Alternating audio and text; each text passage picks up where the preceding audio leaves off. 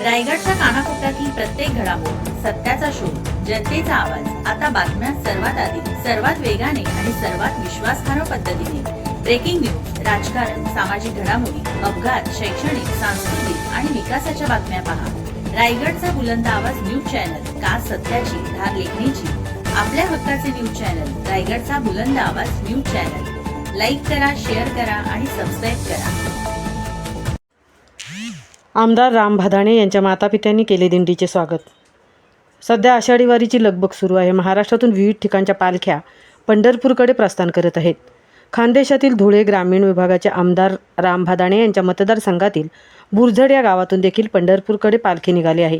या पालखीचे आमदार राम भादाणे यांचे मूळ गाव असलेल्या नागाव येथे आगमन झाले असता आमदार राम भादाणे यांच्या परिवाराकडून उत्स्फूर्त स्वागत करण्यात आले. त्यांची संस्था असलेल्या गंगामाई अभियांत्रिकी महाविद्यालयाच्या परिसरात दिंडीतील वारकऱ्यांचा सत्कार करण्यात आला. आमदार राम भादाणे यांचे वडील माजी जिल्हा परिषद अध्यक्ष बाळासाहेब मनोहर भादाणे तसेच मातोश्री माजी पंचायत समिती सभापती ज्ञानज्योती ताई भादाणे यांनी वारकऱ्यांचे पूजन तसेच औक्षण केले. यावेळी दिंडीतील वारकऱ्यांसाठी महाप्रसादाचे आयोजन करण्यात आले होते.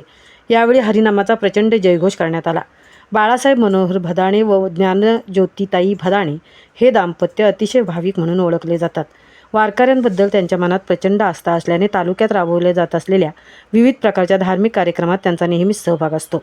महाप्रसाद झाल्यानंतर दिंडी भादाणे दाम्पत्य तसेच उपस्थितांचा निरोप घेऊन पंढरपूरकडे मार्गस्थ झाली. रायगडचा बुलंद आवाजसाठी अशोक गोपाळ, धुळे.